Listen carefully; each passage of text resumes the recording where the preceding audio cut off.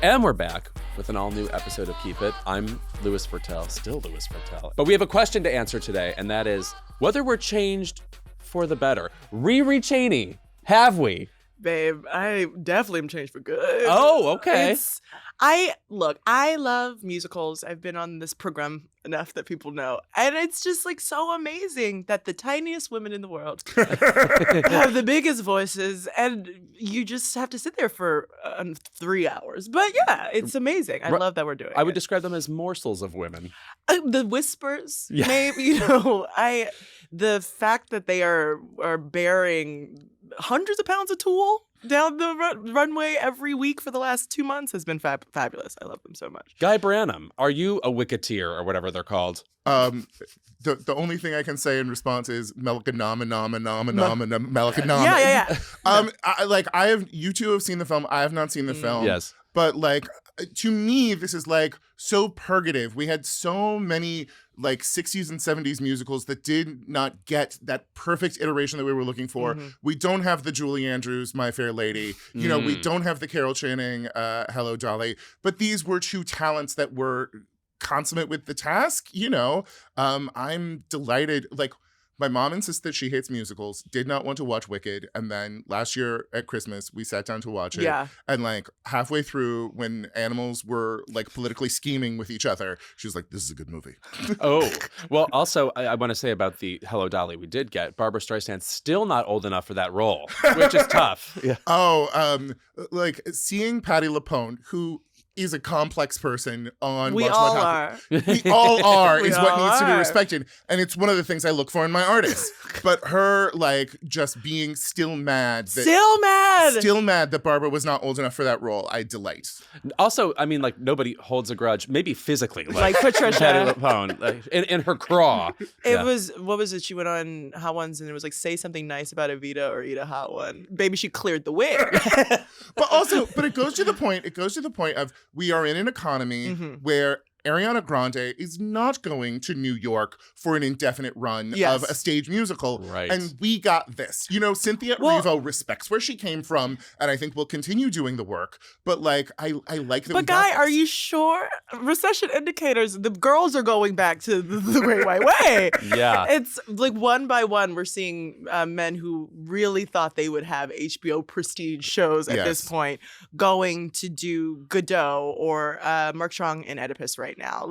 There is a world in which our very lovely tiny ponytailed friend decides, I gotta go get the tea in the EGOT, because as again, Guy just said, Louis and I have seen it. I do think there is a possibility that Ariana Grande wins an Oscar for this. Oh, certainly. Yes. So there's a world. Then you gotta start counting as someone who has an E. Okay.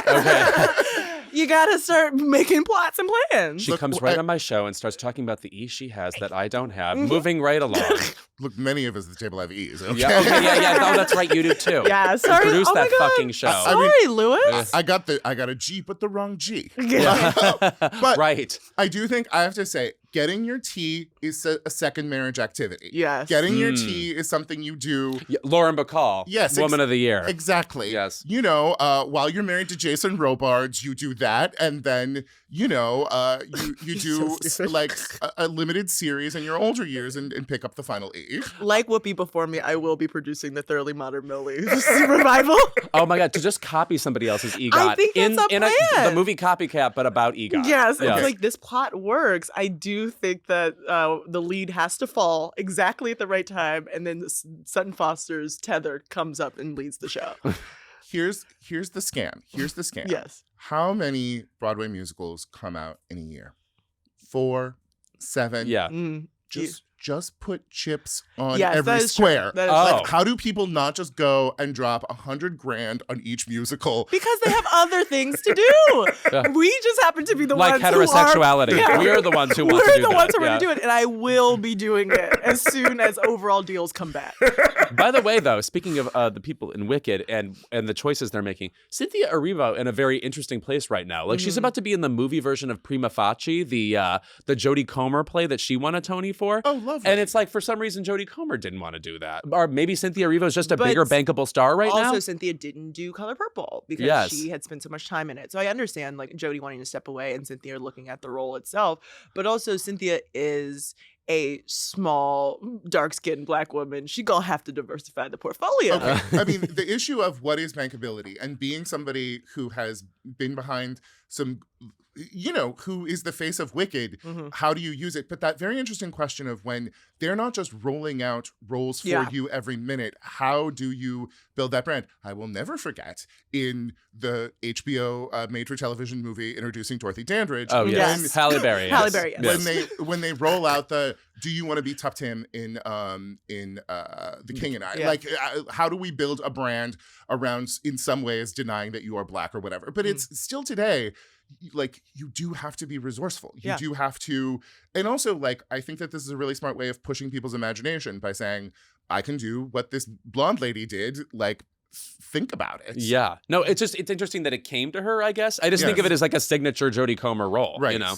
You think of it as a signature Jodie Comer role. Well, I didn't watch Killing Eve. We live in a different mindset. The idea that there is a signature Jodie Comer role in a world where, I did watch Killing Eve. But also, all of the supercuts of lesbianism. Villanelle is the only signature Jodie Comer role. Well, also, excuse me, she's also the other Vanessa Kirby. And she's also she's Daisy's mom too. in Star Wars as well. She appeared, Jodie Comer. It was really like who's around the studio in London at the certain point. I mean, the amount of, but every purse-lipped British woman was in some way an appendage in one of those Star Wars movies. They made too many Star Wars movies in a brief period of time, and they took all of our period ladies and put them somewhere, and I feel like it's a little Where's Waldo. Well, and speaking of Black women trying to craft a career, let's see Lupita Skin again. Yeah. Yes. I mean, fair What point. are we doing with her right now? Nobody knows. Yeah. Nobody knows the trouble she was in a quiet place for a while, but it was too quiet. Okay, but since we're going around this subject, the real question has to be asked that we're all going to be asking for the next 2 months. Did they use Regina Hall in one battle after another? Oh, yeah. I don't know. Like, I just feel like... I can't get into this fight right now. They had to have cut a scene. She was on set longer than was in that movie. Yes. Yeah. I don't know if they know this. It's fucking Regina Hall. I don't think, I mean, PTA is her neighbor, so I think he does know the caliber that he had on set, but it is obvious that he got, also because Benicio del Toro has spoken about that sequence getting extended, like, in process. Yes. So As in his long thing going from room to room and stuff? Like that. The fleeing. It's mostly a film about fleeing. Yeah, Right. but those Black nuns had more to do, Totally. and it got cut. Honestly, my appreciation of One Battle After Another came mostly in the bathroom afterwards, when I was just sort of like ticking through the amount of autobiography that was in there and realizing like, oh, this is a really personal story. No. But like while I was watching it, it was just like, they're running more. No, my favorite part was seeing the other Black lady in the theater as we walked out. We both went, well, at least our asses look good. But Chase Infinity, lead or supporting? I think Fraud is fine. Yeah. Yeah. Fraud is fine is an important point. She's a kid. She's not going to win it. So just get the lead actress nomination so she will be Best Actress nominee for the rest of her life. And let's be clear, by the way, Ariana Grande is also Fraud. Well, yes. Going for supporting. Okay. Yeah. No, but as someone who watched Romy and Michelle this weekend, like I was very aware of these things that we conceive of as being two female lead things so frequently are a really subtle difference. And one of my great realizations was this is Romy White's movie. Like Michelle Weinberger is the soul of this film, but she is not the protagonist. That seems like a Carol issue. You know, it's like we're looking at Carol, but she is the star. It's like The Great Gatsby. The narrator has to be supporting, even though we're hearing him constantly. But to the Fraud point, you don't necessarily want the life of Keisha Castle Hughes or of Gabby Sidibe. Yeah. And both of those were like very specific actors that did not have teams or reps who could figure out how to get that next thing for them. But I think that when you are young and a woman of color and you get that supporting nomination, they understand where to take, like there is more of a path for where to take you. But when it is the onus of a Best Actress nomination, you so frequently can't live up to it. But you're also talking about bigger bodied brown women versus like Chase Infinity fits a bit, is more in the shape of someone who would have that career. And at the end of the day, Ariana Grande is the lead of For Good, but whatever gets her to hold the statue that will be as tall as her, I'm fine with it. I want to say, by the way, that a lot of people are talking about her performance in this movie. And I just want to say, in the climactic moment of this, the drama that Cynthia Erivo brings is more than sufficient. I thought she was fabulous during that scene. She's an incredible actor. And I think that, like, if anything that people are going to leave over this, what 20 months of PR that we've gone through, is that she has put her soul on screen in a massive Universal production in Brava. Ding, ding. Much well said. Well said. Okay, this episode, we'll probably get more into Wicked due to our problems where we revisit things we don't want to let go of. the ADHD is singing right now. And if you're curious about my opinions of the new Wicked movie, and I know you are, we'll be posting them on our socials in the next couple of days since we don't have a new episode of the podcast next week. It's at Keep It Show on Instagram and every other social possible. Try Mubi, who knows? But elsewhere in this episode, we have an interview with the fabulous actress Thomasin McKenzie. You probably remember her from the movie Leave No Trace a few years back, which I loved so much. She's in the new Downton Abbey parody, Fackham Hall, which I'll try to pronounce the British way midway through that interview. Elsewhere this episode, Thanksgiving is coming up, and we're going to talk about the celebrities we're thankful for. And speaking of thankful for, the actress Rhea Seehorn is in a new Vince Gilligan show that I'm curious to dig into, and I'm curious what our friends here have to say about it. It's called Pluribus. Everyone's talking about it. There's 3 episodes out. Will we continue? It's a sci-fi show, not really my thing. But we'll answer these questions and more when Keep It returns. Breaking Bad creator Vince Gilligan has traded the Albuquerque drug scene for the high-tech dystopia of Pluribus, Apple TV's new dark comedy that seemingly everyone is talking about. The series stars Rhea Seehorn as a begrudgingly successful author trying to topple an alien virus that has turned the world into one big happy hive mind. Guy, Rheeqrheeq, were you expecting something like this from Vince Gilligan? I have never been a Vince Gilligan person. I did not watch Breaking Bad. I didn't watch Better Call Saul. And like my parents loved, everyone loves Breaking Bad so much. The Jeopardy writers can't get over it. Yeah. And I knew that there was complexity there, but I had never entered. And then I watched this and I was really delighted and electrified by what I saw within a premise that I thought was constrained enough that I was worried about it. I was like, what am I watching? Yeah. Like, though there is something Greek about like one character and then a chorus. Yes. Also, this character that Rhea Seehorn plays, as we said, she's an author, but she hates what she writes. She hates these romance novels. She hates the fans of them. So it's basically like giving a dystopian sci-fi franchise to Charlize Theron and young adults, which if you think of it that way, gay people should be on board. No, I mean, the first 10 minutes building the relationship between her and her wife made me invested in this show. Miriam Shore should be in most things. Yes. Yeah, she was great. They had such limited real estate to establish that Carol, who is Rhea Seehorn's character, has one person. Yes. She has one person in this entire world. And so the idea that her whole mission is to save the truth of humanity after the only human that she really wants to be around is gone is an interesting premise, and how you're going to maintain that is something I'm questioning. Well, and also like setting up someone for whom even the closest love is a stark battle. Yeah. Yes. Right. The scenes we get of them in the normal universe, they are contentious with one another. Her wife is like trying to tell her like to enjoy the pretty good life she has, etc. I don't know. Is that contentious? We know a lot of curmudgeons that truly that's how they show love. It's like, it's how I show love. I know, it's why I fell in love with these characters. By the way, before we move on, Rhea Seehorn looks fabulous and could be just an action star. I was watching her dart through these landscapes. It really, I've read a few of the interviews with Vince Gilligan, and to his credit, he admitted that he initially wrote this character as a man, and watching Rhea Seehorn on set of Better Call Saul made him realize, oh no, that's the face you want to watch go through all of this. Mm-hmm. And what way to pivot, my guy. Yeah. That's very interesting, because I was wondering, there are ways that I think representing lesbian couples can be a way of feeling of the moment and progressive while not challenging anybody. Sure. Because we love to see two women kiss. And then once I got into it and I was like, no. This is a lesbian couple. Like, they read? Yes. No, like, you know, into each other's lives too much, not enough boundaries, and a lot of resentment. But were either of you at the WGA Awards last year when Vince Gilligan gave his speech about, he gave a speech about like writing anti-heroes had to some extent built the political environment that we are in, and was encouraging the audience to write more heroes. And a lot of people I was with were frustrated by that. They were like, you've made so much success off of anti-heroes. Yeah. Why are you trying to call us in?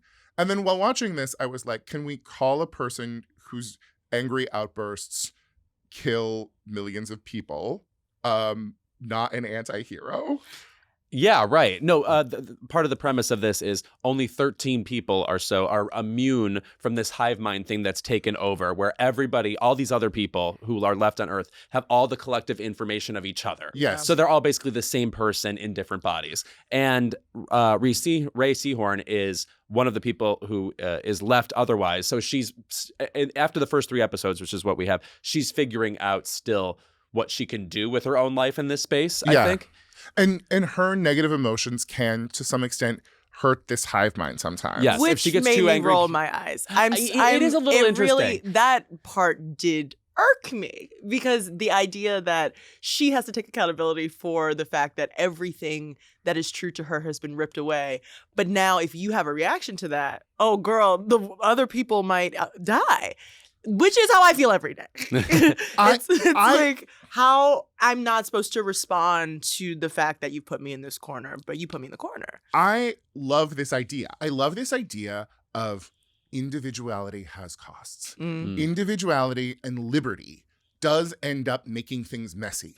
Is it worth it or not? And I think it is like such a juicy idea to put into a show, but there are so many dramatic restrictions on what can happen that it's like, well, Last Man on Earth, they just kept finding new people. And I'm like, how do we make this juicy and interesting? I think I think he was waiting for the comment of like, yes, I know some of you watched Last Man on Earth on Fox a couple years ago. And we have a discrete number of people and we are going to name them, even though they did adjust it episode 2, be like, there's one guy who won't answer the phone. So we'll see him, I'm guessing, episode 8. But I hear you in terms of like, how do we as an individual have to look at how we affect those around us? But I'm so tired of that weight and accountability. Yeah. And I think that you see that in this character, Yeah. which is maybe why I was told that I would really like this from a friend of mine who was like, oh yeah, she's a writer who likes a martini. I was like, well, that's fair. Call me in. But I don't know. Apple generally has a lot of these, look at this vista, this like lone hero, high concept, quiet shows. Yeah, I mean, I do think that we should be aware that Vince Gilligan comes from a history of writing on the X-Files, and though I only paid attention to how Gillian Anderson looked on there, he does have this sci-fi spirit from him organically. But I do not watch television to be alone with my thoughts. Right. And so, but I know I can see that is the purpose of it, and I might be chafing at that idea because we live in such a loud world right now. It's a TV show about 8 billion people who don't need to talk to each other. Yeah. Well, also it's the 13 people who are like her still retain their old identities or whatever. Only one of them who we're familiar with seems to have any anger at all. So these other characters, I'm wondering what we're going to get out of them in the long run. They better turn into interesting people is what I'm saying. And I'm sure they will. Like, you know, when you met the 5 people who spoke English, it was a lot of bad American TV writing of bad English in a way that was uncomfortable. Lakshmi was the only bright light of maybe this could be a show. But also I just want to address the soft problem of us only naming South Asian female characters Lakshmi or Priya. And I just want to say, go off. Throw a Sikh in there, okay? Yeah. Like, let's see a Jasjeet. I would love to see a Rupinder. If I hear this complaint one more time. I mean, but that is, once we do meet some of the other English speakers in episode 2, and we meet Kumba, who is from Mauritania, and he is like, I think this could be all right. You know, as a brown-skinned person, maybe I don't need to be judged by everyone all the time, and maybe Air Force One is mine now. Yeah. Which, okay, I can understand that point of view of like, why would I want to go back to something that had marginalized me to the point that I immediately react to how much I can take. But the quickness and it is a male character, but the quickness with which he no longer sees women-shaped bodies as people who have choice. The quickness with which he is free from that is also a statement of like, we are so depersonalized from the idea that anyone we're speaking to, anyone that has anything that we want, whether it is money or pussy, it means anything, is very real to where we are. I ultimately really like this TV show because it is asking big questions about ideas like fascism and unity. Yeah. And that is important of the AI. moment. Yes. Always AI. But also of resource allocation. And that thing of the American rolling in and being like, well, why does he get Air Force One? And it's like, because he asked for it. And but she tries so hard not to be pissed about it. Yes. And someone has to go, well, whoever asked first could take it. But her entitlement to be like, well, guys, we have to get on board. Yeah. Well, like, there is a deep Americanness to this character that I enjoy and I think is being criticized and examined in interesting ways. I will say the one thing that I'm already getting a little sick of, though, and I know the hive mind will evolve, like these characters will not resemble the current form they have. We're getting a lot of that The Good Place type acting of like, well, you know, the one happy look kind of thing. Yes. And it's like that just gets tiring really quickly. Just dramatically, I'm not getting enough out of that. But then my persnickety ass is like, y'all aren't have enough. Yeah. One of y'all is smirking and one of you is smiling. What are we doing? No, I mean, when they were, so there are a lot, as you were saying, Lewis, a lot of long, quiet, both of you were saying, long, quiet sequences where people are supposed to be moving in unison. And I was like, you need to pay for better background actors. Why are we not casting dancers? Why are we not casting dancers to be swabbing the inside of the mouth? And they had their own rehearsals and they did have a movement coordinator. And thank you all for your service. and you do notice that direction when you are supposed to be looking at a swarm of like, where does the uniformity lie? And then I found myself wondering, especially there's a lead sort of concierge for Ray Seaborn's character, Zoja, who is so fine. God bless. Yes. But I'm like, okay, so is that tick her? Is that tick a remnant of the person that she has taken over? Or is that the hive? Yeah. The hive ticks, apparently, especially when brought up. There's a whole sequence of like, does the hive ever say no to anyone that's left? Yeah. Which I think is like my favorite question brought on by this show. But you see the person portraying the hive at that moment really grapple with that. And so it does make you wonder when they're saying that there is no singularity, we are just we or we are none. No, something is making a decision. Someone say who it is. And I guess that's what television is. Right. We've got 5 more episodes or whatever. Or is some sort of vast democracy. Though there is this inherent thing of like some of the people like joined them and were deemed unnecessary or whatever. Like, you know, that there are people who have died in this process. What happened to the president? We all want to know. Oh my God, that's my favorite thing, and I have to say this: there is a man in a suit in the first episode, and he is played by a character actor from Young and the Restless, who I've been watching TV. I was going to say, do I know this man? Yeah. I kept thinking that. Oh my God, I have too many notes. The actor's name is Peter Bergman. For those who were at their granny's house in the summers of the 1990s, he plays Jack Abbott on Young and the Restless. He has been playing this character since the 1980s, and I had a crush on him when I was 5. And I do love that Vince Gilligan will be like, oh, look at this other performer that we haven't actually have platformed this way. Let's move him over from this lot that he's been sitting on for 50 years. I always think about that. Like, soap actors are obviously extremely capable. Yes. Why are we not just plucking them because all the people time? aren't at home watching them. The greatest joy on earth is when a daytime actor gets to go be in something respectable. Yeah. They're always so proud of themselves. Nobody is more excited to be on the television program Hacks than Deidre Hall. Yes.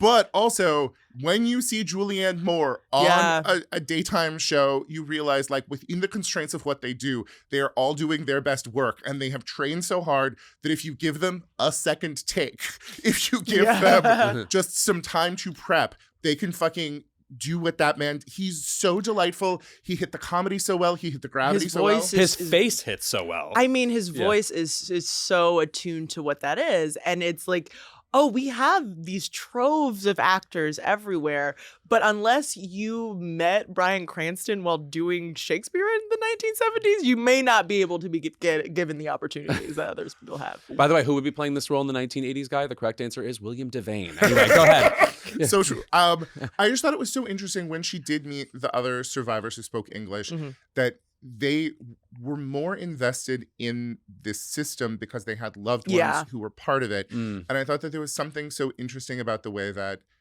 her loss of her wife distanced her. And also I thought it was saying something very interesting about queerness and divorcedness from like the systems of nuclear family as a like a force for opposition and creativity and everything like that, that these people who were part of the system, even though they weren't fully part of it, were still invested because their families were there.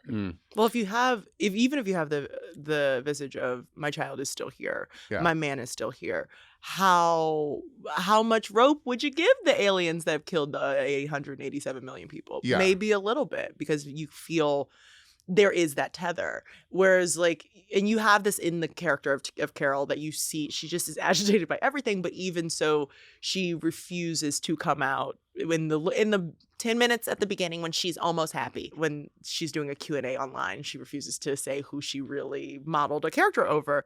And it's so now she's been holding her own life, her own truth privately for so long, but that grief is so overwhelming. She keeps having rage fits that kill millions of people. It's really tough. The continuing closetedness of it. Yeah. And sort of this is a person who hates her own art.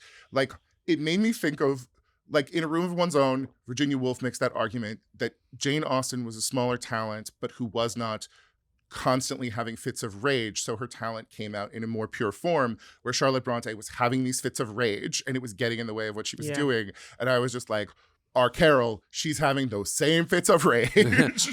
Speaking of which, though, should we talk about agitated female leads? I feel like it's been a minute since we've had a really front and center one. Yeah, I mean, my brain is trying to go through white women with a shaggy bob who's just the world doesn't get me. Yeah, I can't place them right now because I really am watching there is something rare about the character we're getting, actually. We've had a lot of cute, nice ladies recently. We've had a lot of Maisels. Yes. But I would say Rebecca Bunch of Crazy Ex-Girlfriend was somebody who was giving us, she was making problems for herself and others in very consistent ways. And also, Rebecca on Cheers, I think, also counts. First of all, when Kirstie Alley would enter Cheers, here's her entering a doorway. I have to get under it. Because I'm 7'4". Oh, because her hair was so good. Yeah, and her trench coat was years long. Yeah. And then, but the energy she brought to that show was always so surprising to me because it was not sprightly ever. No. And yet it worked in the broadness of that space. Well, I think it's but especially for this character in particular, it's it's an angry female lead. So I don't particularly watch zombies, but you have The Last of Us and you have the baby Ellie, and I see it on clips on TikTok because I'm young. But I also usually it takes time to get there. In that, I'm thinking a little bit Piper in Orange. Yeah, sure. I mean, what we're talking about is lesbians. Viola Davis. Speaking of lesbians, Viola Davis in How to Get Away with Murder. Yeah. Whose secret old lover was Famke Johnson. Maybe we were up on primetime TV at one point in time. But that was huge because it was Viola's character was a step they're okay, Olivia Pope, she got a bag and fucking that white man got her messed up. But I remember that character was so, they were we have never seen this. Yeah. She's a lawyer, but she might have murdered people and she's black on ABC. It was fascinating. Was this you, by the way? Just standing outside people's doorways? Yeah, it was back when I was still on Twitter. But that was huge to have platform that way. Someone who's Ingrid was front and center for however many seasons. Yeah. But I think there is this... Enlightened Laura Dern. That might be a good one. Yeah, that's a good one. Yeah. Mm-hmm. We want our women to be whole and nice. You want women to always be a little bit mommy. And there is that very True Grit kind of thing of, can we deal with a woman who has lost her arm in the journey to self? Can we deal with somebody who is a little bit broken or a little bit dangerous? And I want to tell you from being in development, no. Yes. We are smoothing back away from that, Well, I mean, that thing on 30 Rock where they sing, there's a fake show about ladies on 30 Rock, and the theme song is, can they be good at their jobs? And it is just the note of, but can she be good at her job? is has feminism ruined the workplace? By the way, I just want to say the thing I love about Tina Fey is that you expect one level of comic cynicism and you actually get 4 layers. She goes harder and deeper. No, yes. she's real, she's true to this. But I mean, also in context of this show, Vince Gilligan and our Matthew Weiners made these anti-hero men. Then there was a cycle of what if women can be anti-heroes? And so not a lot of them made it to air, but we've read quite a bit of, she's bad. She the good but it just kept getting smoothed into sort of like good girls and so we're coming back to it, but also in the shape, as you mentioned, that Vince Gilligan wants us to believe in heroes. I think he is setting himself up for a hard task, but he is obviously a very kind and very, very smart man. Yeah. I'm sure this is going to work, at least for the 2 seasons that have been ordered. Though ultimately the danger of a show where you are putting written and directed by a single person for too many episodes scares me a little bit. Is it all him? I don't know if it's all him. I just know in like the 2 episodes that I paid attention to whether it was him.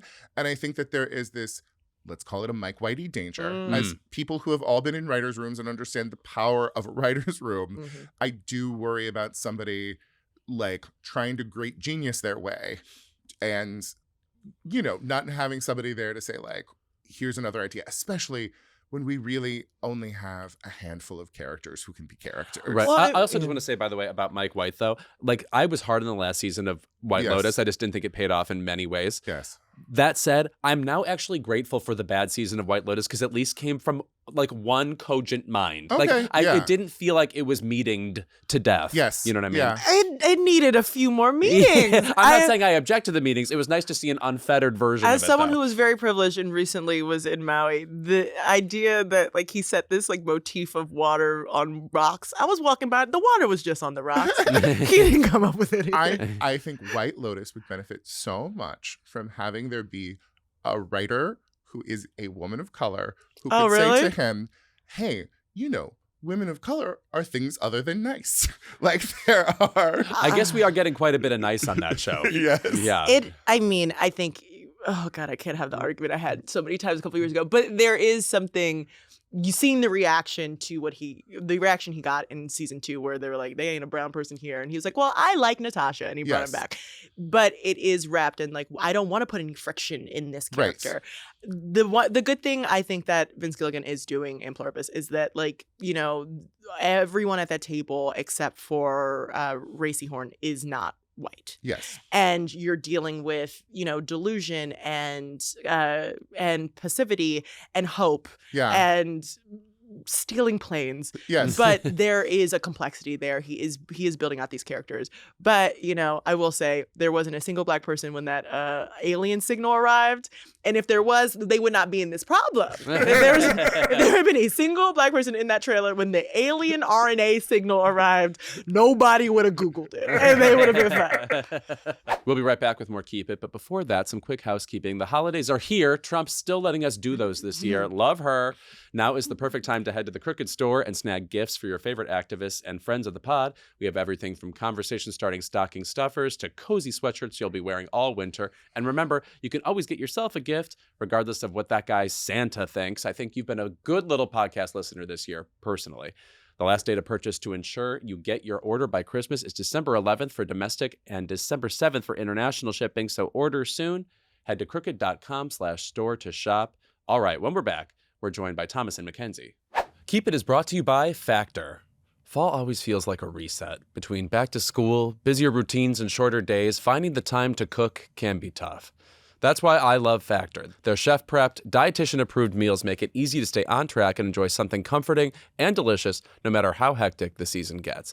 Now you can enjoy even more GLP-1 friendly meals and new Mediterranean diet options packed with protein and good-for-you fats. That's why 97% of customers say that Factor helped them live a healthier life. Feel the difference no matter your routine. Do you know why I need Factor? Because I won't feed myself otherwise. As you know, this is an urgent matter. I don't know how to prepare the food. I don't know what color the correct foods should be once I'm done making them. And Factor has made all those decisions for me. I eat it literally every day. Every day. That's 7 days out of 7 days. Eat smart at factormeals.com/keepit50off and use code KEEPIT50off to get 50% off your first box plus free breakfast for 1 year. That's code KEEPIT50off at factormeals.com for 50% off your first box plus free breakfast for 1 year. Get delicious, ready-to-eat meals delivered with Factor. Offer only valid for new Factor customers with code and qualifying auto-renewing subscription purchase. Keep It is brought to you by Armra. In a world that's constantly changing, your health shouldn't be up for debate. From the latest wellness trends to the chaos of modern culture, we're always questioning what's real and what's just noise. But one thing is certain, your body wasn't designed for all the stress, blue light, processed foods, and environmental threats of today's world. Armra colostrum is nature's original superfood. Colostrum is packed with over 400 bioactive nutrients that work at the cellular level to fortify gut health, strengthen immune health, fuel performance, and more. Because no matter where you stand on the latest hot topic, feeling your best is never up for discussion. And look at me, at my best.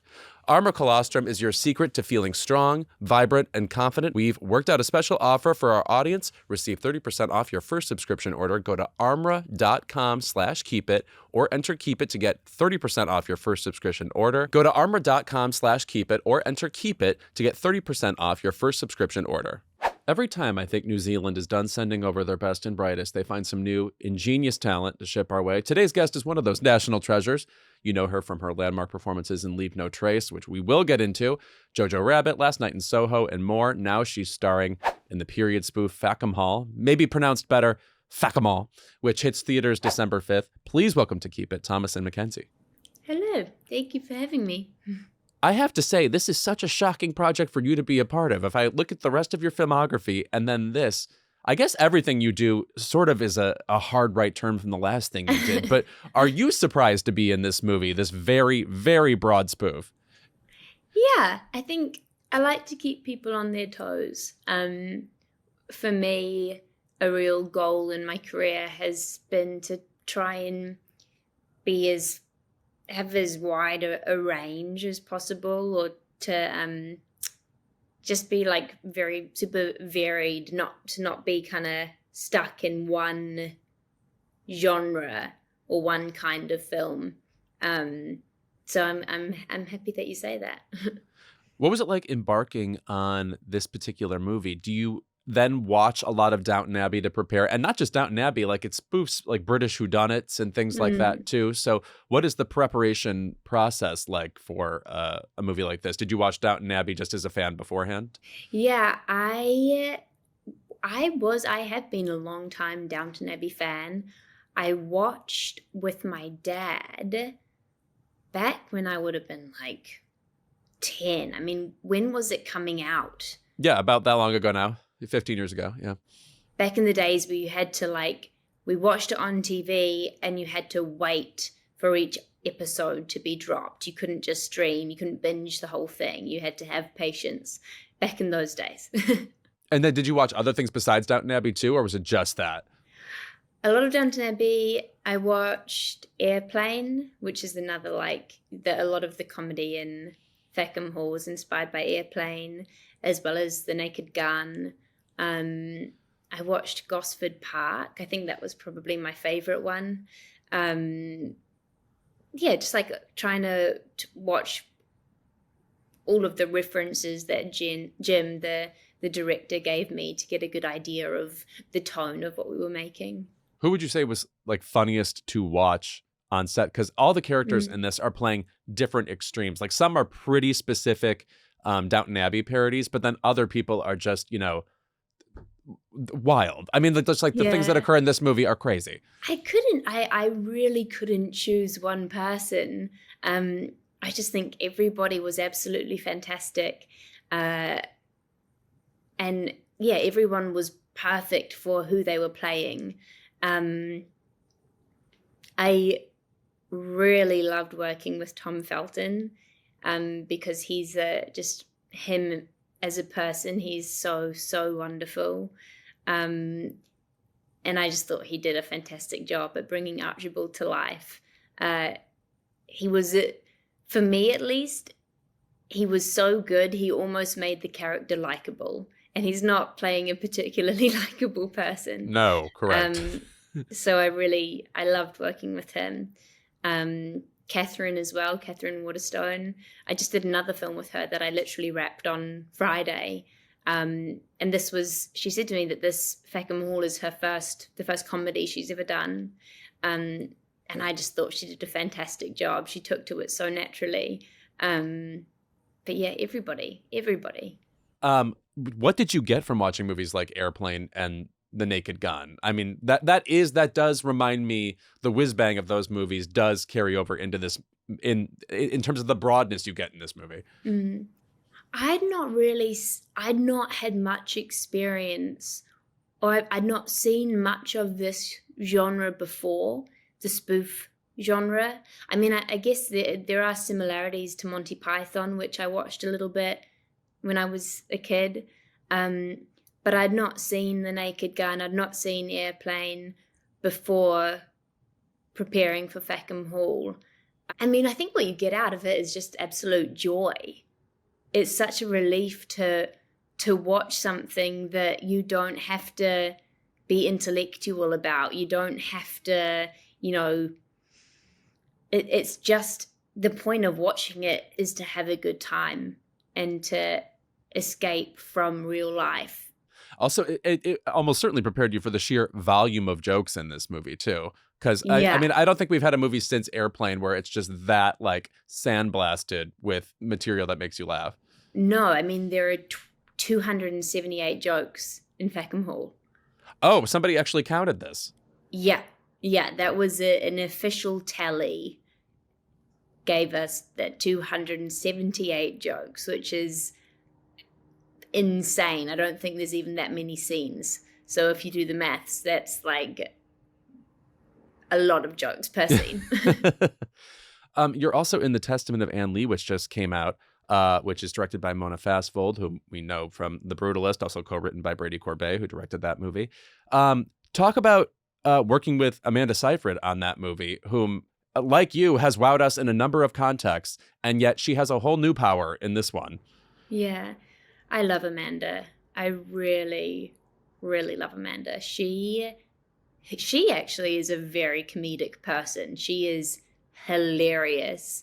I was going to say, has she done comedies? Of course she's done comedy before. Mean Girls, for example. Yes, Jennifer's Body, etc. Oh yes. my gosh. Mamma Mia. Incredible. Is Mamma Mia a comedy? Yeah, it's funny. Yeah, there's some jokes in it. Yeah, Meryl made me laugh a couple of times, I'd say. Yeah. No, I love her. She is just she's a very unique person. I've never met anybody like Amanda before, and I don't think I'll ever meet anyone like her again. And meaning what? Does she have a sort of strange energy? Not strange. She's just 100% herself. She's not ashamed just to be herself. She is silly. She's just Amanda. I feel like you need to meet her. I mean, if you watch, interviews that she's done, or it's pretty evident that there is just no one like her. She's magical. And speaking of women directors, you also, of course, worked with Jane Campion on The Power of the Dog. Still one of my favorite movies of the past 5-6 years or so. She is, of course, a definitive New Zealander. What do you take from that experience all these years later? Does that experience hang on you in a sort of precious way?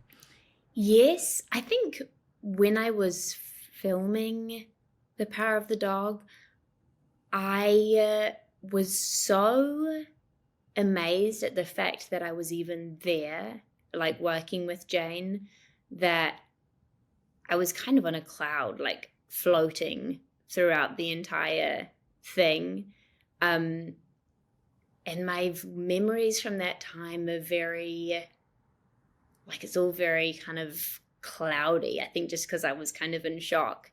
It was also at a very weird time in the world. Like, we filmed it just before COVID, and then we had a hiatus, and then we were like one of the first productions to start up again after or during COVID.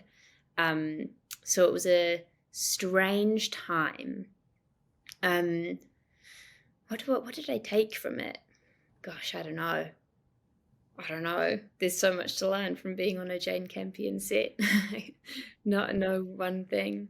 You've worked with such fabulous women directors. Your breakout project with Deborah Granick was Leave No Trace, a movie that I still think about. It just has such a specific relationship at the center of it, and the relationship evolves so beautifully and so organically. But I can only imagine that had to have been a very intense movie to make. It's such a young time in your career. What do you remember from making that movie and working with her? I had such a wonderful time on that shoot. I was 16 when we filmed it. And it was a time when I had like very few cares, very few concerns in the world. So I was able to just fully immerse myself in the role without having to worry about, adult stuff. So it was, really just the entire experience for me was wonderful. Especially working with the bees. There were a couple scenes in Leave No Trace where I got very up close and personal with bees, and I, for whatever reason, I loved it. I was absolutely hypnotized by them. And it's given me a weird superpower to this day where, like, if a bee is around, most people react, like they scream or they run away or they, try smack the bee away. But I just let the bee be. Just let it be. It's not there to harm you. It's just looking for its honey, Yeah, I loved it.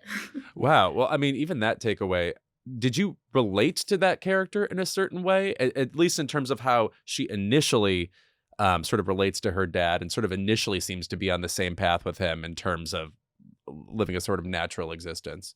I mean, I've got a really fantastic relationship with my dad, and it made me think a lot about my relationship with my own dad and the level the amount of love that I have for him. And it was such an honor to work with Ben Foster. He's an incredible actor, and he took such wonderful care of me.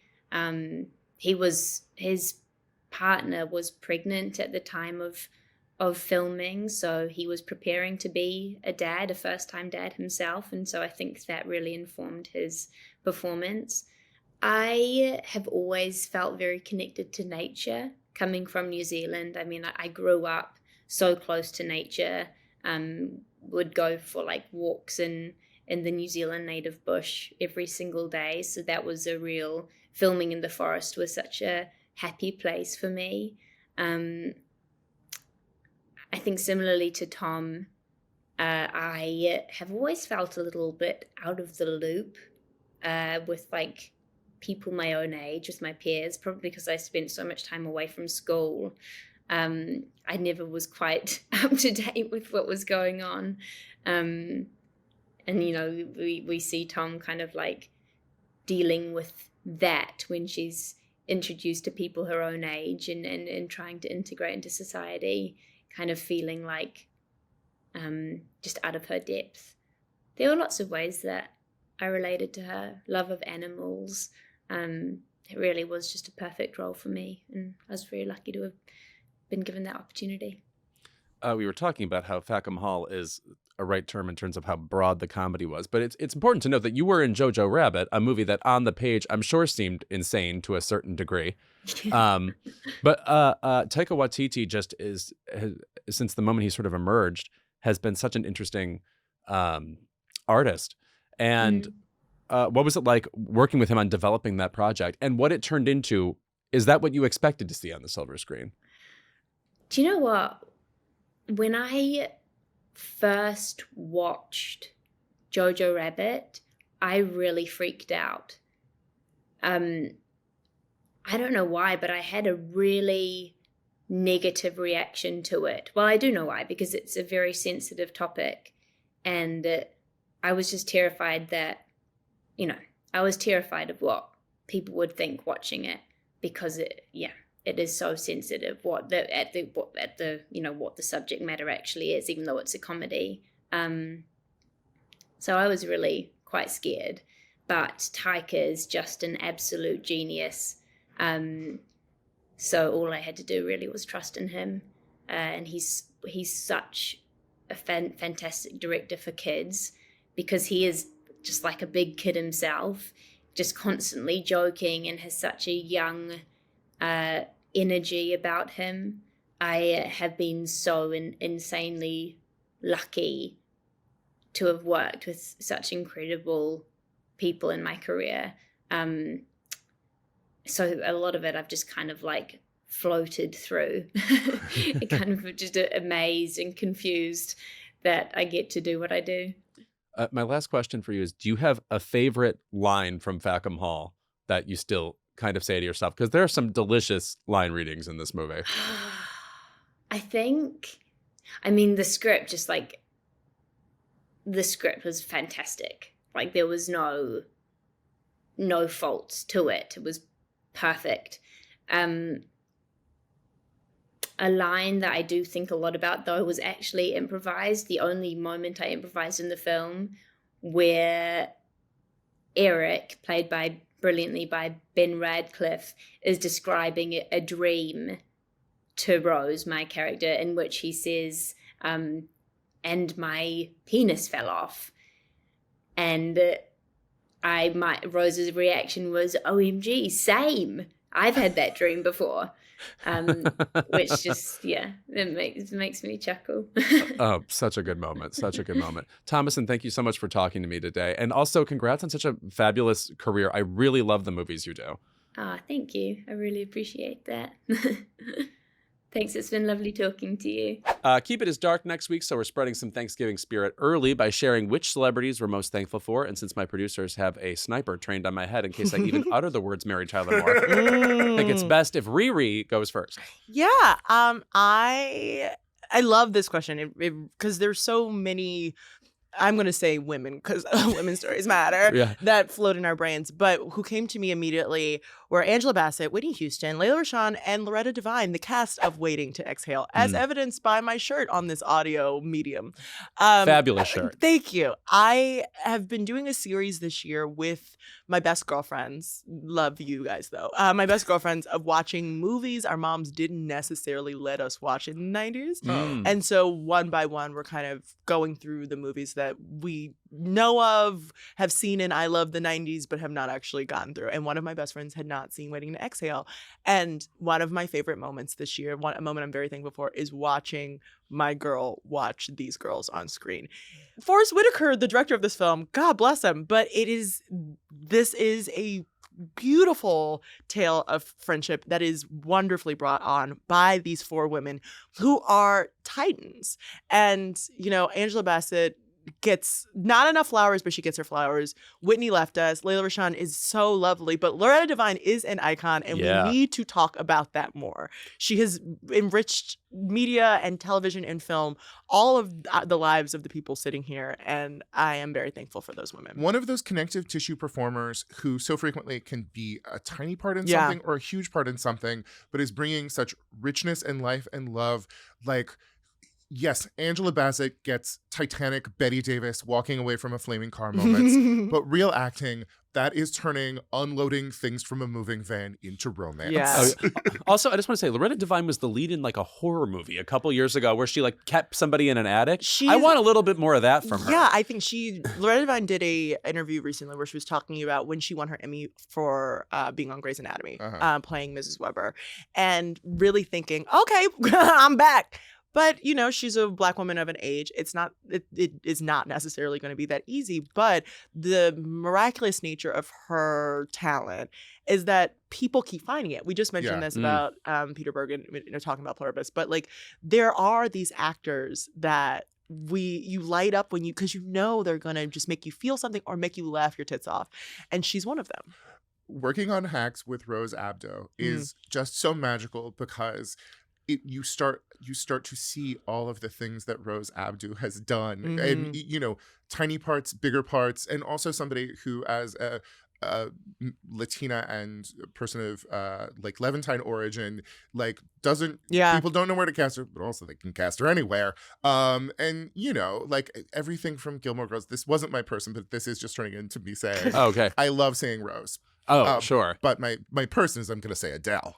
We'll get to that in a second. I just want to say, it's crazy that we don't just have a statue somewhere of the original Dreamgirls. Yes. I mean, if you're part of that institution, there's no beating that in theater history. I mean, Shirley Ralph for a while had a festival where they would all show up and sing together. And so you can find some grainy Nikon footage of Shirley Ralph, Lara Devine, and Miss Jennifer Holliday on, I want to say, a beach in Jamaica. It's fabulous, and they really were these statues of like what it is to be glamorous and know how to throw a line. And we're also seeing it with Shirley Ralph. It's you like finally got an Emmy too. Yeah, exactly. It's amazing. But it is that thing of like being on stage for hundreds to thousands of performances, you learn the game, you learn it from every direction.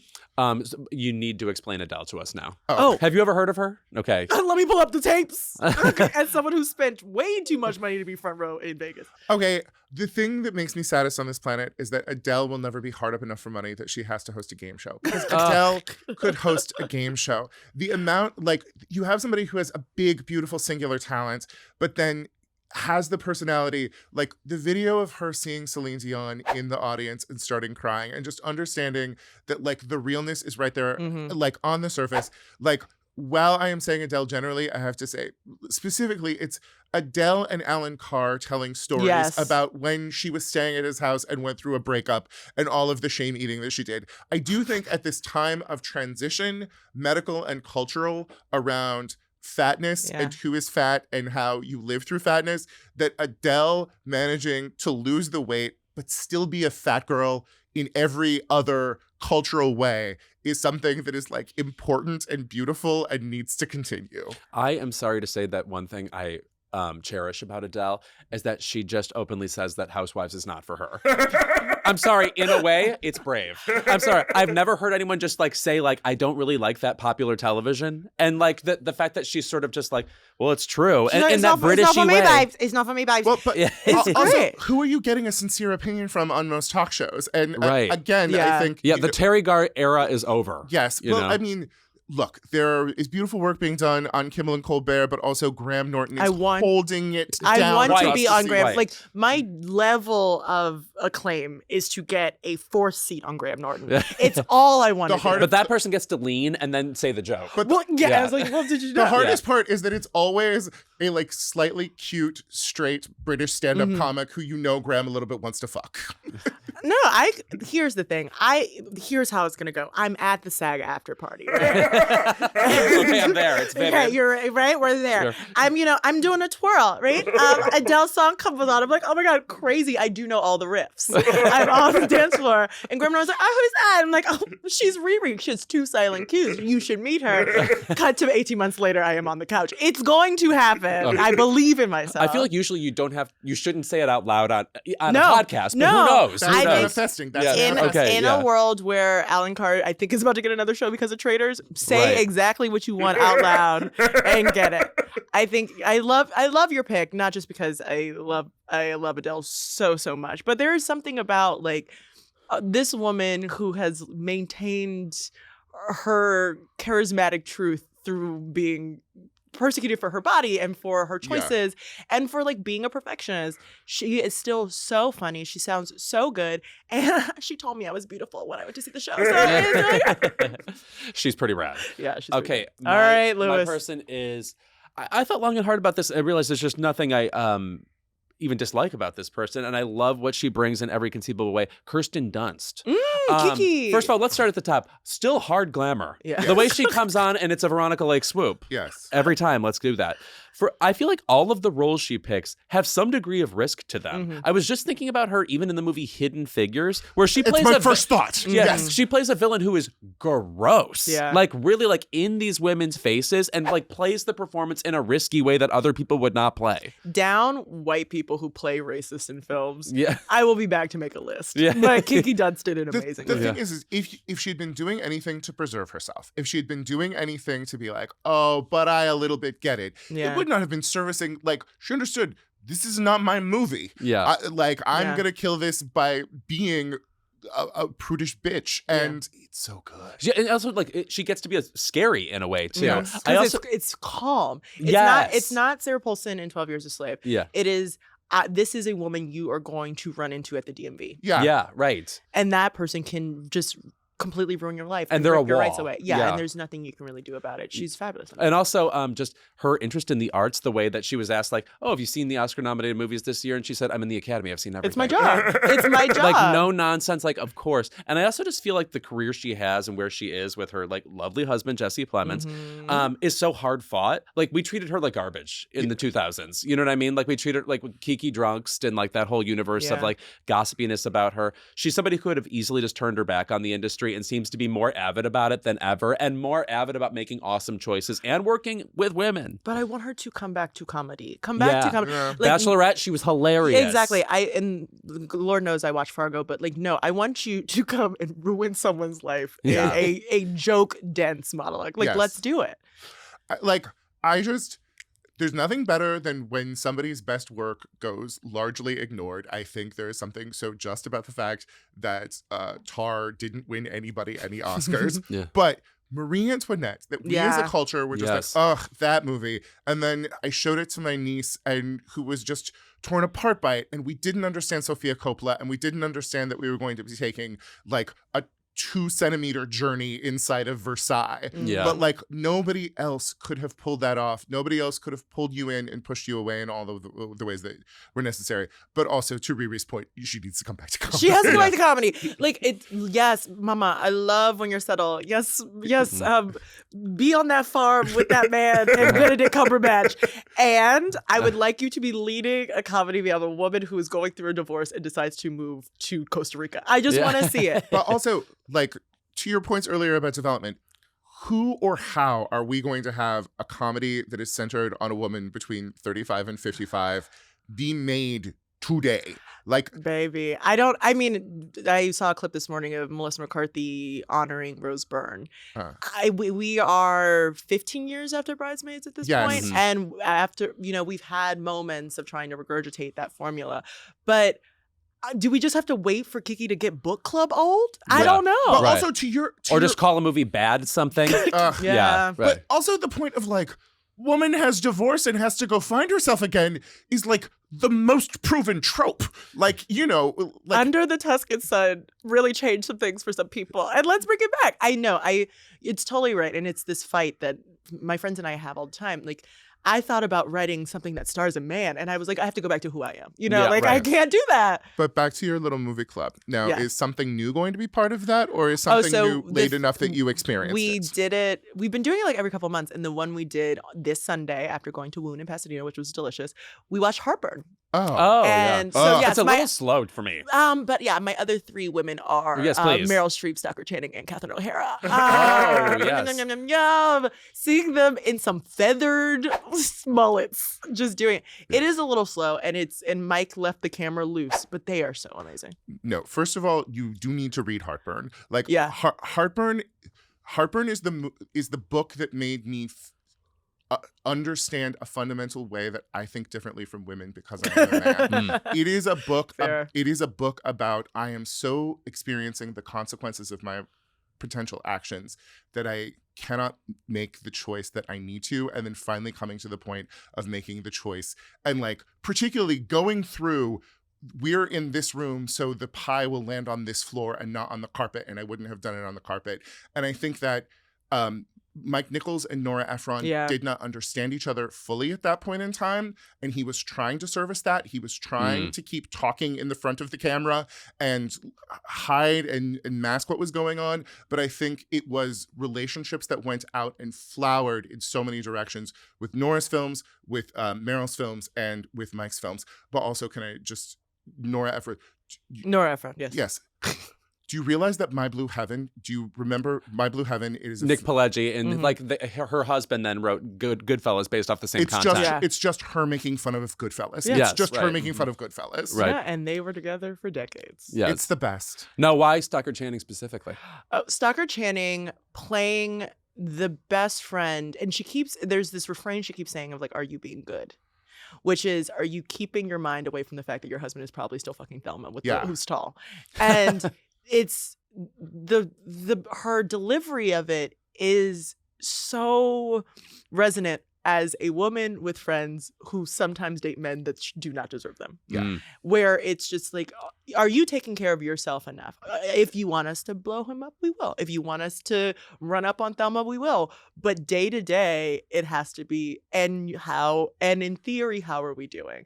And I think Stalker does it amazing because you do have these, like, you know, people are putting on performances. Catherine O'Hara is put an accent on and a twerk in her ass, and it's amazing. And Meryl, the tear that falls down her face when she's getting C-section makes me cry every time. Yeah. And the audacity of men. Oh, I miss Jack Nicholson. But like Stalker, that role, that friend role could be nothing.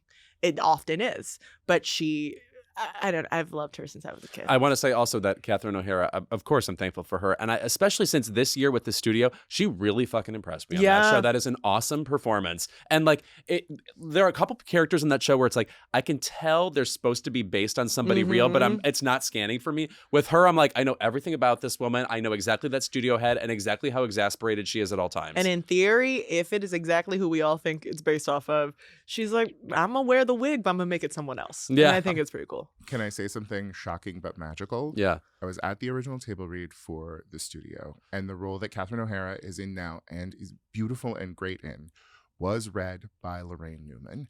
And it was, and in the same way that, like, British traders and American traders, you have two very distinct forms of hosting that are equally magnificent. Getting to see Lorraine Newman, like, truly sink her teeth into something and make it wonderful was magical. I mean, Catherine O'Hara is an icon. Catherine O'Hara hosting the John Candy Memorial in Toronto. Don't even start with that. It's the greatest memorial of all time. She nailed it so hard. Text. It's like a literary text which she throws down. Her delivery is unbelievable in that. I also want to say an underrated Catherine O'Hara performance that no one ever talks about.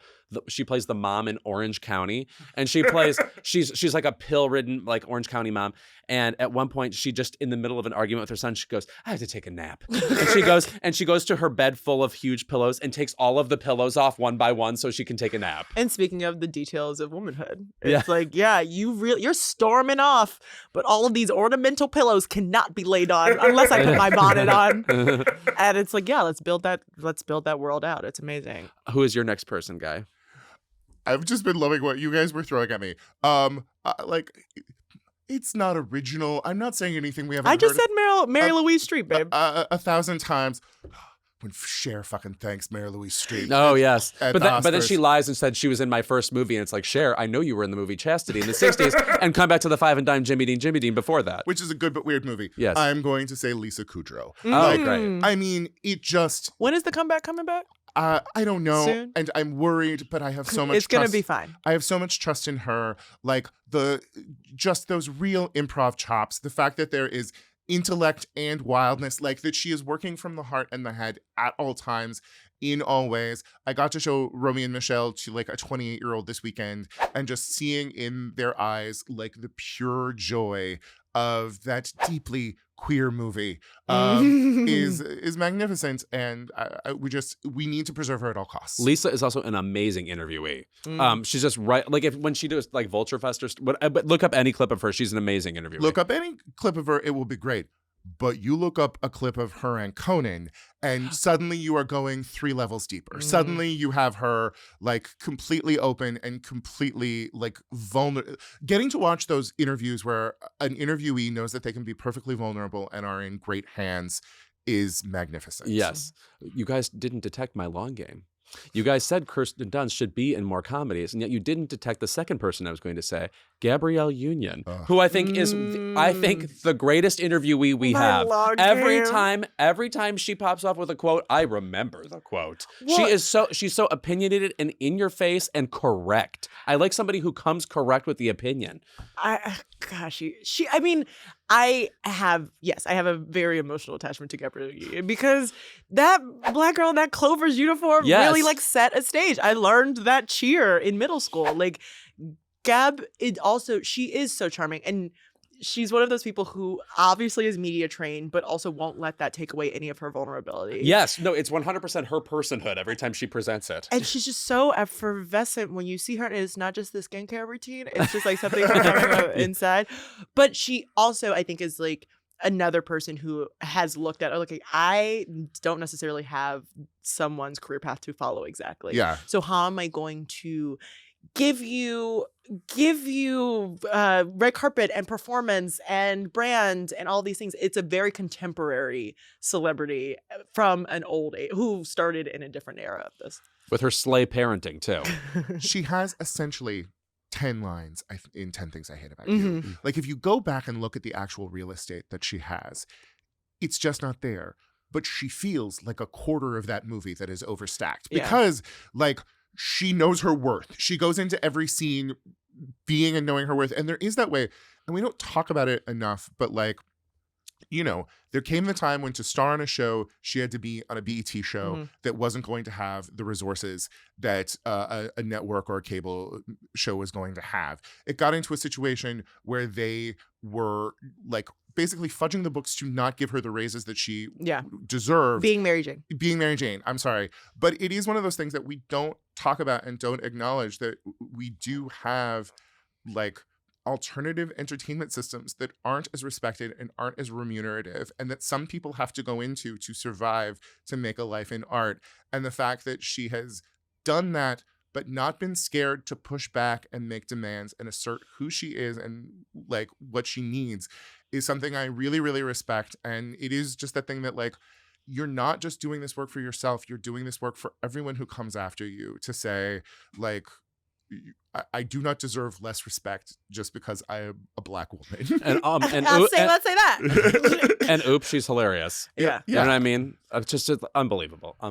We didn't have time for me to bring up Carrie Coon. I love that she both the bigger she gets as a movie star, the more she stands movies. And, like, please go on GQ.com. There is a photo shoot of Carrie Coon and Morgan Spector that just dropped. It's really good. If your mental illness is just like mine, you'll have a good time. Can I just say mine's adjacent. Can I just say one final thing? Yes. If your 9-year-old boy ever watches a film with Alfre Woodard in it and says, "Who's she?" you understand that your child is gay.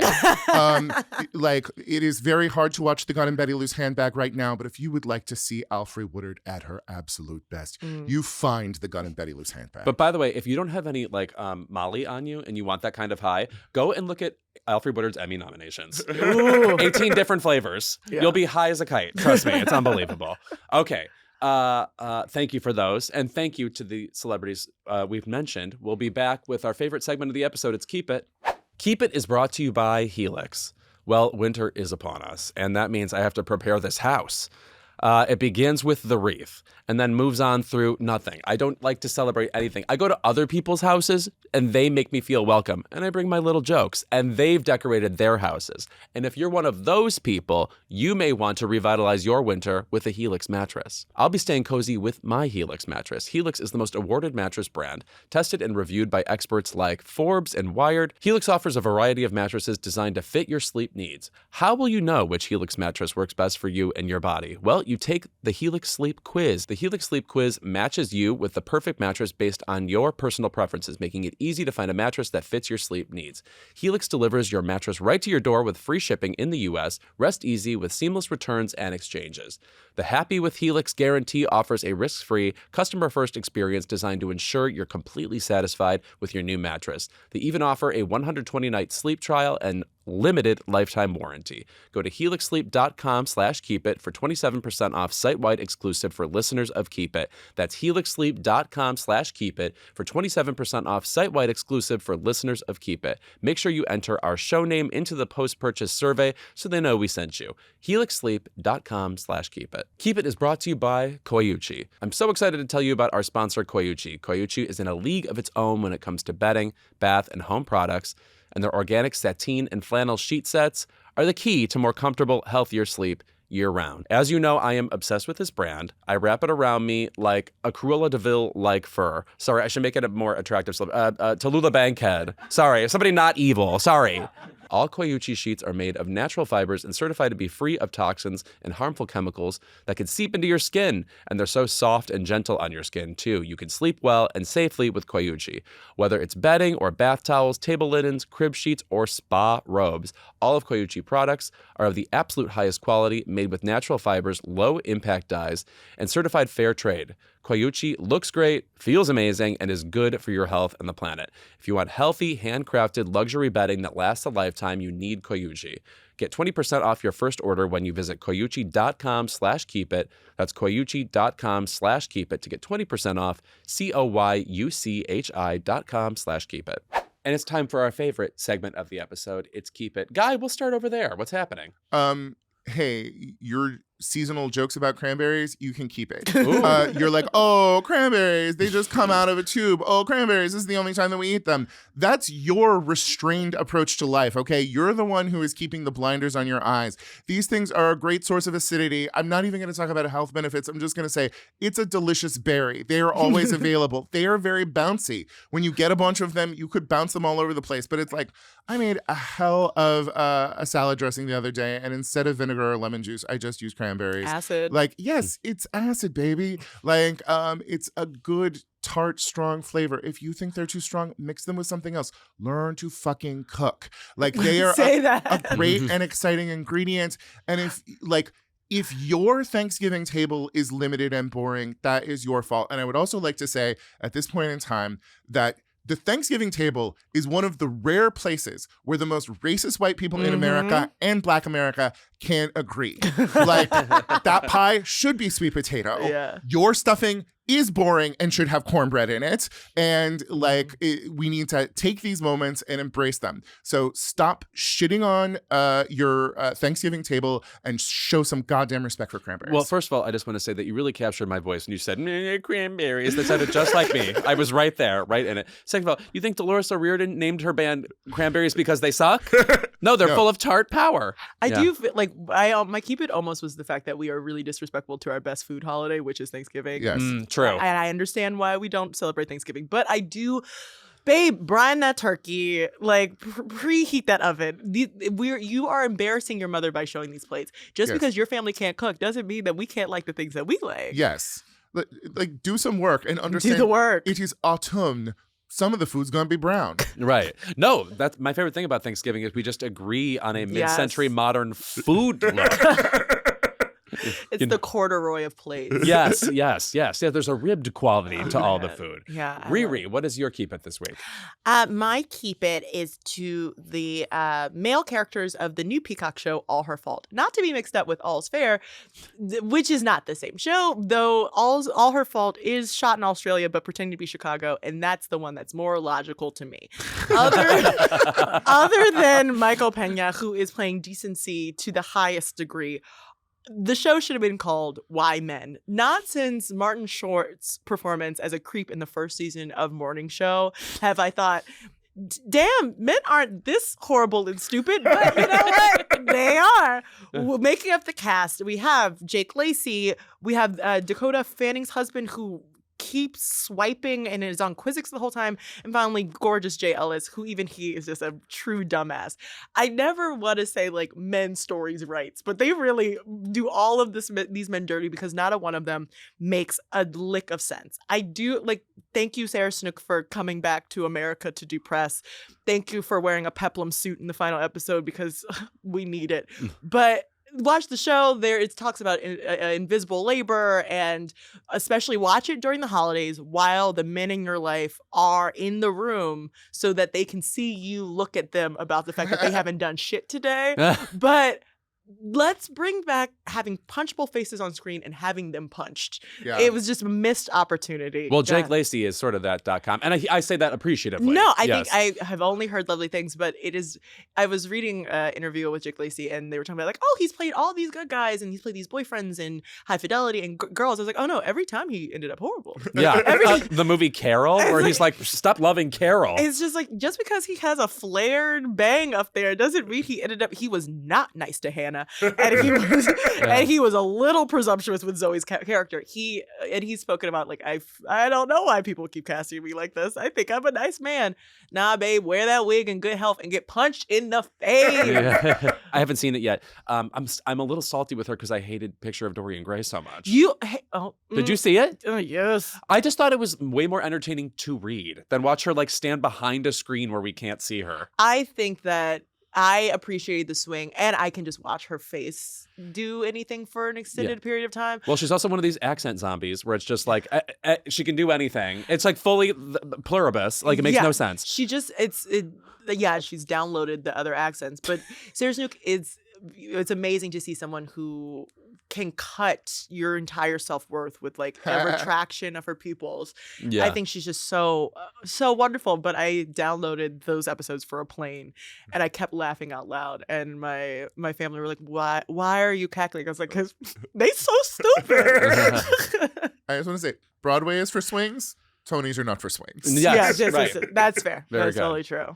My Keep It this week feels so disappointing to have to even bring up, but it's so confounding. Yeah. Keith Urban performed at Mar-a-Lago for actual President Trump, who was there. Jesus. And he performed Pink Pony Club. Did he think he was being subversive? Excuse me? Also, I did not need you to perform Pink Pony Club. Yeah. He still had, of course, his, and you know this is what I think of him, his Peppermint Patty haircut. Oh my God.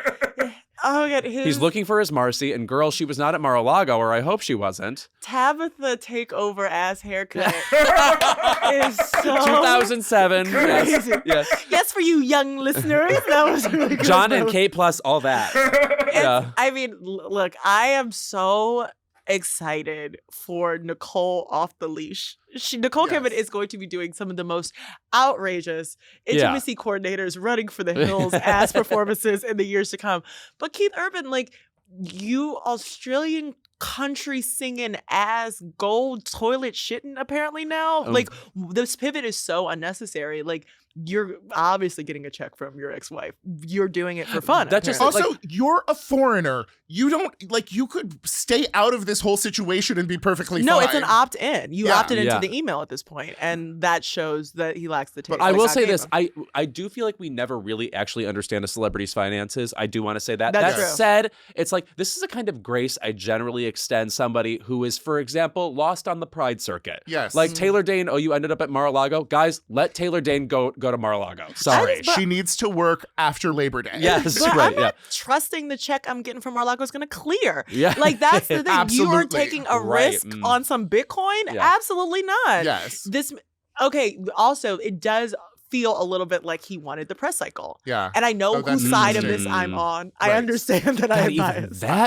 That cycle? Wow. I so look forward to Nicole's palate cleansing third marriage to, I want to say, a French gynecologist, a nice agent. I think this could be an exciting moment for Jew to step in. She's not Reese. It is going to be a leather laced up pant 34-ish-year-old who's just, you never don't see his dick print. It is gonna, I think she's gonna go back towards Lenny. So, okay, but do you think that her relationship decisions are all just based on the prison that Tom was and trying to escape that prison in her mind? Or do you think this is just who she is and has always been? No, I think she's a cusp Gemini Cancer, and this is just like what we're living with. Yeah. I do love like a beautiful newly single woman in her 50s, because you really can't tell which way it's going to go. Yeah. But I think she's going to do something that is going to make his bangs curl. Yeah.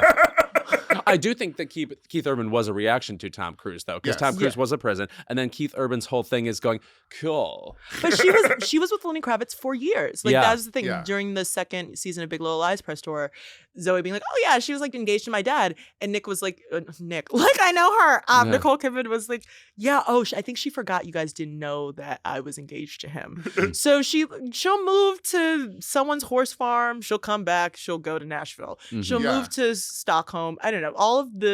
All of the sets that are in that show on Hulu that she keeps being a therapist in. Yeah. Are homes she has. Yes. Extents or whatever? I don't know. Expats. No. And then the other one, Lioness. Expats was Amazon. Lioness is on Paramount Plus. 9 different faces? Yes. Yes. Yeah, but everyone was the most COVID-ass show. Oh my God. It is actually called 9 Perfect Strangers, but in my head it will always be 9 different faces. 9 different wigs. That blunt bob, babe. Rheeqrheeq, where can we find you on social media? You can find me at Rheeqrheeq, again, 2 Qs on Insta, and, just at your local Bristol Farms. I agree. Yeah. And Guy, where can we find you? You seem to be funny. Are you a comic? First, yes, I am a stand-up comedian. But I also just want to say, Bristol Farms has really great pie options for your holiday buying. And as we learned from the end of And Just Like That, buying pies for your friends for the holidays really Can be the series finale of a show. the core of community. I am at Guy Branum across all social media except for TikTok, where I am at Guy Branum Comedy, because apparently someone has at Guy Branum on TikTok. Oh my God. They went hard for you. All right. And also, Lewis, I am a beloved stand-up comedian who is taking my solo show, Be Fruitful, to Washington, D.C. on December 18th. Yes. Philadelphia on December 17th, which is before that. And then Brooklyn at Union Hall on December 19th. So please come and see me. And I'm in L.A. On December 14th at the Lyric Hyperion, and November 25th, if this does not air before that, at Lyric Hyperion doing Be Fruitful. I can confirm you are very fucking funny. Thank you. A really good time. That's our show. Thank you to Thomasin McKenzie for being here and for introducing us to Fackham Hall, where I hope to revisit soon. We won't see you this coming week because of the holiday, but we'll see you after that. See you in the next Keep It.